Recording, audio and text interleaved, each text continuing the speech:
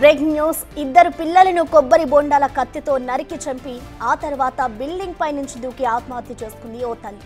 ఈ ఘటన హైదరాబాద్ శివార్లోని గాజుల రామారంలో జరిగింది. తన పిల్లలు తాను అనారోగ్యంతో బాధపడుతున్నామని అందుకే ఈ నిర్ణయం తీసుకున్నట్లు ఆ తల్లి రాసిన సూసైడ్ నోట్ పోలీసులకు లభించింది. ఖమ్మం జిల్లా సత్తుపల్లికి చెందిన వెంకటేశ్వర్ రెడ్డి, తేజస్విన్ దంపతులకు హర్షిత్, ఆశిష్ అనే ఇద్దరు కుమారులు ఉన్నారు. 4 ఏళ్ల కింద జీవనోపాధి కోసం హైదరాబాద్ వచ్చారు. గాజుల రామారం బాలాజీ లేఅవుట్లోని సహస్ర మహేష్ హైట్స్ అపార్ట్మెంట్లో ఉంటున్నారు.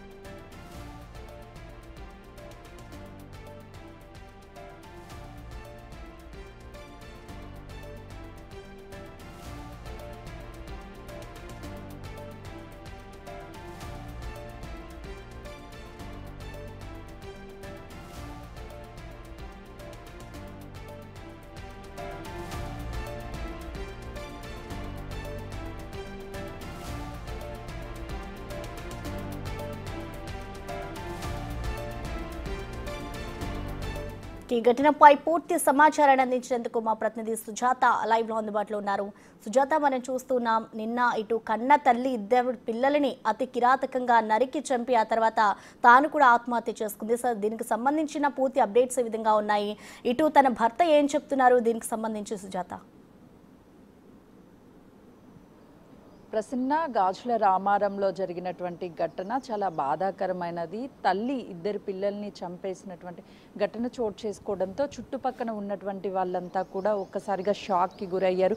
ఎంతో అల్లారు ముద్దుగా పెంచుకున్నటువంటి తల్లి పిల్లల్ని కత్తితో నరికి చంపడం ఏంటి అని అందరూ ఆశ్చర్యానికి గురవడంతో పాటు షాక్కి గురయ్యారు.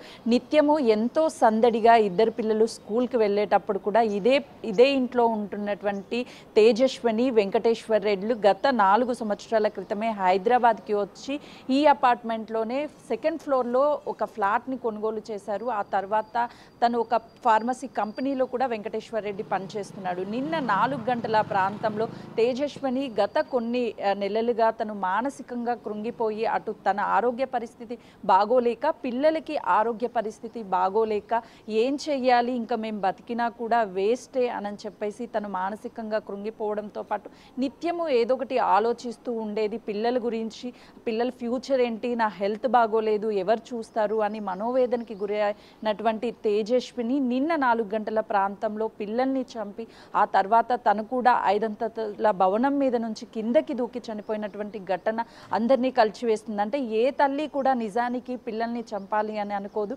కానీ తేజస్విని చంపింది అంటే ఏం జరిగి ఉండొచ్చు, తను ఎంత మానసికంగా కృంగిపోయి ఉండొచ్చు, మెంటల్ కండిషన్ కూడా గత కొన్ని కొన్ని నెలల నుంచి తనకి బాగోలేదు, పిల్లల మీద బెంగతోనే తను లేకపోతే పిల్లలు ఏమైపోతారు అన్న ఇంటెన్షన్తోనే తను ఇదంతా చేసిందన్న. ఆ ఇద్దరు పిల్లల్ని కొడవలతో కోసేటప్పుడు కూడా ఆ పిల్లలు విలవిలలాడుతూ ఒక బాబుకి 12 సంవత్సరాలు, చిన్న కుమారుడికి 9 సంవత్సరాలు. వాళ్ళకి చాలా అన్నీ కూడా తెలిసి ఉంటాయి ఏం జరుగుతుంది ఏంటి అని. తల్లి చంపేటువంటి సమయంలో కూడా పెద్ద కుమారుడు బయటికి వచ్చే ప్రయత్నం చేశాడు, కేకలు వేశాడు అని చెప్తున్నారు. పెద్ద కుమార్ని చంపిన తర్వాతే చిన్న కుమార్ని, అంటే పెద్ద కుమార్ని చంపేటప్పుడు ఆ చిన్న కుమారుడు కూడా చూశాడు. చూసి అప్పటికే భయపడిపోయి అసలు ఏం చేయాలో తోచినటువంటి పరిస్థితిలో ఆ టైంలో ఇంట్లో వెంకటేశ్వర్ రెడ్డి లేకపోవడము, సెకండ్ ఫ్లోర్లో తన అరుపులు, పిల్లల అరుపులు కూడా బయటికి రాకుండా ఉండేందుకు గడియ పెట్టి లోపల బెడ్రూమ్లో ఇదంతా చేసినట్లు తెలుస్తుంది. అయితే 5th ఫ్లోర్లో నుంచి దూకేటువంటి సమయంలో కూడా ఇక్కడ ఉన్నటువంటి ఏదైతే కింద సెల్లార్ ప్రాంతం పార్కింగ్ ఏరియా ఉందో ఆ పార్కింగ్ ఏరియాలోని ఒక పిల్లర్ మీద పడి ఆ తర్వాత కింద పడడం, చుట్టుపక్కన అన్నీ కూడా అపార్ట్మెంట్స్ ఉన్నాయి. అపార్ట్మెంట్స్ వాళ్ళు చూసి వెంటనే పోలీసులకి కాల్ చేశారు. ఆ తర్వాత కాల్ చేసిన తర్వాత వెంటనే కూడా పోలీసులు సంఘటన స్థలానికి చేరుకొని ఈ కేసును అయితే ఇన్వెస్టిగేషన్ చేశారు. అసలు ఏం జరిగింది ఏంటి అని చెప్పేసి ఒకసారి మనం కింద చూపించే ప్రయత్నం చేస్తాను. ఈ చుట్టూ ఈ బిల్డింగ్కి సంబంధించి 4 వైపులా కూడా అపార్ట్మెంట్స్ ఉన్నాయి. ఎవరు ఒకరికి సంబంధం ఉండదు. కానీ ఈ అపార్ట్మెంట్లో వెంకటేశ్వర్ రెడ్డి ప్రెసిడెంట్గా వర్క్ చేస్తున్నారు, అందరితో రెగ్యులర్గా మాట్లాడుతూ ఉంటాడు అని చెప్తున్నారు. కానీ తన భార్య మాత్రం బయటికి వచ్చేది కాదు. పిల్లల్ని స్కూల్ వ్యాన్ వచ్చినప్పుడు ఎక్కిస్తుంది, ఆ తర్వాత పిల్లల్ని తీసుకొచ్చుకుంటుందని మాత్రమే చెప్తున్నారు. కింద వాచ్మెన్ వాళ్ళు కూడా ఆ టైంలో మేము చూడలేదు అని చెప్తున్నారు. వాళ్ళతో ఒకసారి మాట్లాడించే ప్రయత్నం కూడా చేస్తాయి. ఎందుకంటే ఏ తల్లి కూడా పిల్లల్ని చంపుకోవాలి అనుకోదు, కానీ తేజస్విని చంపింది అని అంటే దాని వెనుక అనేక కారణాలు ఉండొచ్చు అని చెప్తున్నారు. తను రాసినటువంటి సూసైడ్ లేఖ ఏదైతే ఉందో ఆ లేఖలో కూడా చాలా స్పష్టంగా తనకి ఆరోగ్య సమస్య ఉండడంతో పాటు తన పిల్లలకు కూడా ఆరోగ్యం బాగోలేదు, ఎలా ఉండాలి, ఎలా బ్రతకాలి అన్న ఒక బాధను వ్యక్తం చేస్తూ ఆ తల్లి ఆ లేఖని రాయడం ఇప్పుడు అందరినీ కూడా కలిచివేస్తుంది. Prasanna. Okay, thank you Sujatha.